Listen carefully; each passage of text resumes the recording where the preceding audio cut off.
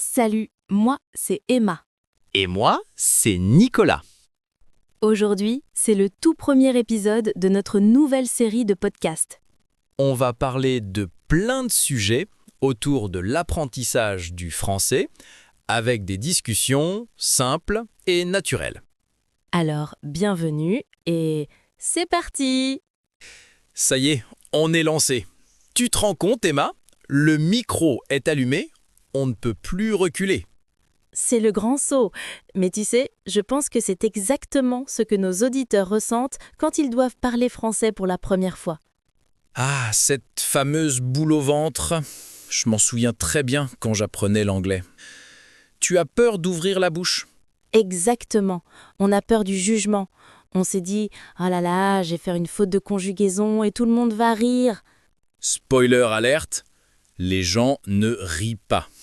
En général, ils sont juste contents que tu essayes de parler leur langue. C'est vrai, surtout en France.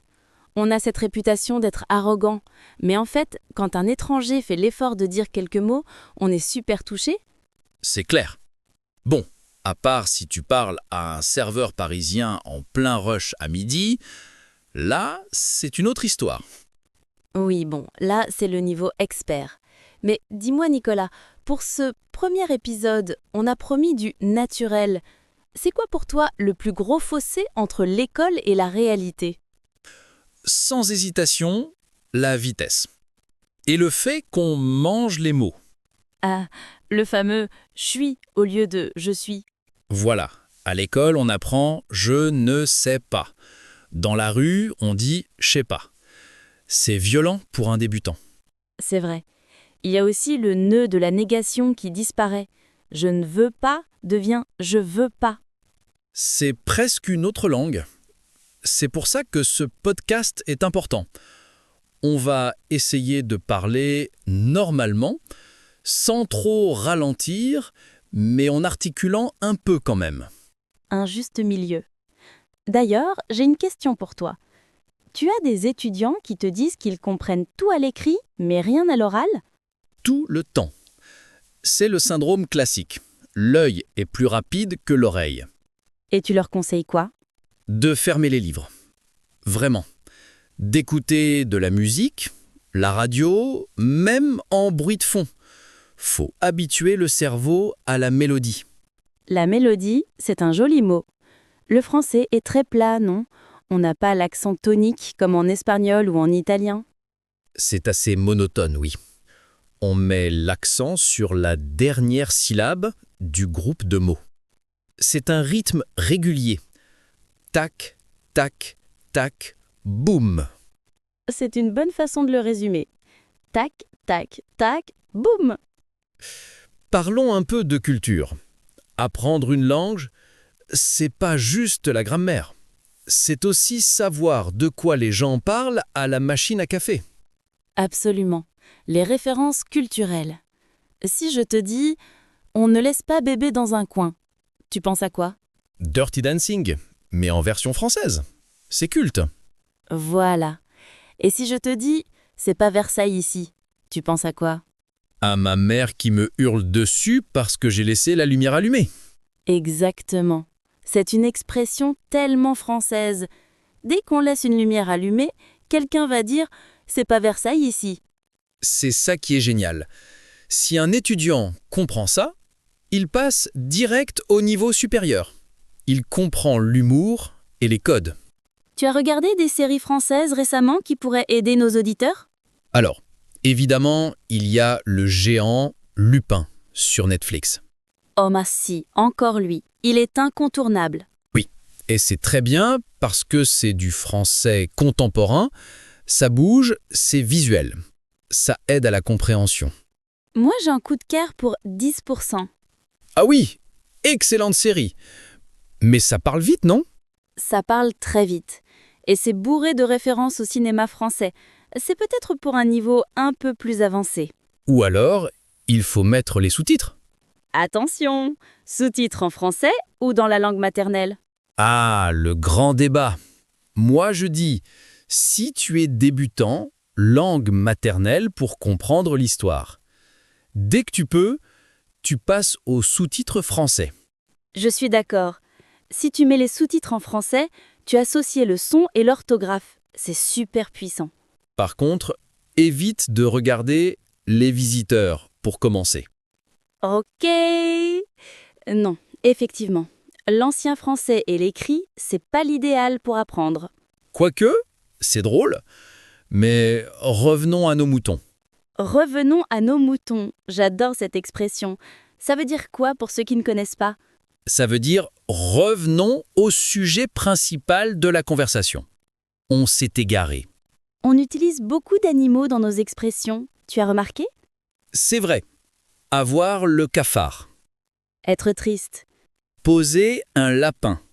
Ne pas venir à un rendez-vous. D'ailleurs, ça t'est déjà arrivé de poser un lapin? Jamais. Je suis la ponctualité incarnée. Par contre, on m'en a posé un une fois. Raconte. C'était un rendez-vous galant? Oui. J'ai attendu 1 heure devant le cinéma. J'ai fini par aller voir le film tout seul. Oh non, le pauvre. C'était quel film? Un film d'horreur. Du coup, j'avais peur et j'étais seul. La totale. Tu vois, ça fait une anecdote. C'est aussi ça l'apprentissage, raconter ses malheurs avec humour. D'ailleurs, du coup, tu as entendu? Je l'ai dit. Du coup. Le tic de langage numéro 1 des Français. On le met partout. C'est notre virgule orale. C'est horrible. Les profs de français détestent ça, mais tout le monde le dit. Ça remplace alors, donc, par conséquent. Si vous voulez avoir l'air français, glissez un « du coup » de temps en temps, mais n'en abusez pas. Comme le mot genre. C'est genre trop bien. Voilà. Si tu dis « du coup, c'est genre trop bien », tu es officiellement un ado parisien. Passons à un sujet qui fâche, la grammaire. Oula, tu veux faire fuir nos auditeurs dès le premier épisode. Non, mais il faut en parler. Qu'est-ce qui bloque le plus les gens selon toi? Le genre des mots. Masculin ou féminin. Une table, un tabouret. Une chaise, un fauteuil. C'est vrai que ça n'a aucune logique. Pourquoi le soleil et la lune? En allemand, c'est l'inverse. Il n'y a pas vraiment de règle. Il faut apprendre par cœur avec l'article. Ne jamais apprendre table, mais la table. C'est le meilleur conseil. Et puis, si vous vous trompez, c'est pas grave. Si tu dis « le table », je vais comprendre. Ça va piquer mes oreilles, mais je vais comprendre. C'est ça le plus important. La communication prime sur la perfection. Et l'autre gros morceau, c'est le tu et le vous. Ah, la politesse, le casse-tête des anglophones. J'ai un ami américain qui disait tu à sa belle-mère dès la première rencontre. Aïe, malaise?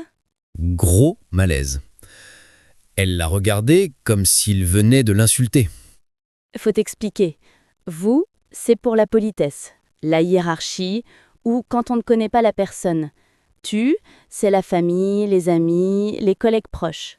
Mais la limite est floue.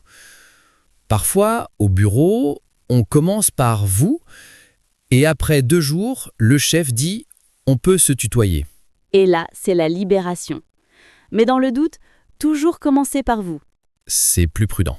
Sauf si la personne a ton âge et que vous êtes dans un contexte cool, comme une fête. Oui, là, le « vous » ferait un peu coincé. Coincé, encore un bon mot. Un peu rigide, pas fun. Dis, on a beaucoup parlé des difficultés, mais il y a aussi des plaisirs simples en France.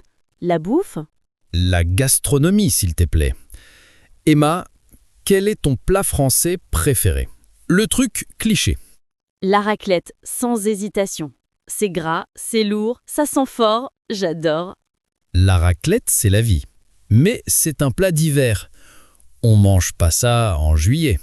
Parle pour toi, moi je peux en manger toute l'année. Et toi? Le bœuf bourguignon. Celui qui a mijoté pendant 5 heures. Oh là là, ça donne faim. Tu cuisines? J'essaye. Mais suivre une recette en français, c'est un excellent exercice aussi. Émincer les oignons, faire revenir la viande. C'est un vocabulaire spécifique. Et les mesures? Les grammes, les litres?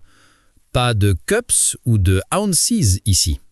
C'est vrai, le système métrique. Tout est logique par 10 ou 100. Sauf quand on compte. 99. Oui, 4 fois 20, plus 10, plus 9. Les maths dans la langue. Les Belges et les Suisses sont plus malins que nous. Ils disent 90. C'est tellement plus simple. Pourquoi on fait pas ça? Parce que on aime compliquer les choses. C'est le charme français. Pourquoi faire simple quand on peut compliquer? C'est un peu notre devise nationale. Dis Emma, on arrive gentiment vers la fin de cet épisode, non? Déjà? Ça passe vite quand on papote. C'est le but. Papoter, joli verbe. Discuter de manière informelle. Avant de partir, j'aimerais qu'on donne un défi à nos auditeurs pour la semaine prochaine. Bonne idée. Un petit devoir, mais fun. Je propose changer la langue de son téléphone en français. Ouh, radical. Ils vont être perdus dans les réglages. C'est le but. Tu apprends réglages, enregistrer, annuler, sans t'en rendre compte à force de les voir 50 fois par jour. J'aime bien l'idée. Et moi, j'ajoute un deuxième défi. Écouter une chanson française par jour. Quel style? Du Piaf ou du Stromae? Ce qu'ils veulent. Angèle, Stromae ou même du vieux Francis Cabrel. L'important, c'est de lire les paroles en même temps. Lyrics, très important. Il y a plein de sites pour ça. Donc, on récapitule. Téléphone en français et karaoké dans la douche. Ça me semble être un excellent programme. Et pour nous, qu'est-ce qu'on prépare pour l'épisode 2? Surprise! Mais je peux donner un indice. On va voyager. Ah, on sort de Paris? On sort de Paris. La France, ce n'est pas que la Tour Eiffel. Heureusement, j'ai hâte de voir ça. En attendant, où est-ce qu'on peut nous retrouver? Sur la chaîne YouTube, évidemment. Dans les commentaires. Laissez-nous un petit mot. Dites bonjour, ça suffit. Oui, et dites-nous si Nicolas a une voix de radio ou pas. Sois gentille. N'oubliez pas de vous abonner et d'activer la cloche, comme disent les youtubeurs. Activez la cloche. C'est drôle quand on y pense. Merci à tous de nous avoir écoutés jusqu'au bout. C'était un plaisir. Un grand plaisir. À la semaine prochaine! Salut tout le monde! Clique sur abonner pour découvrir un nouveau thème demain.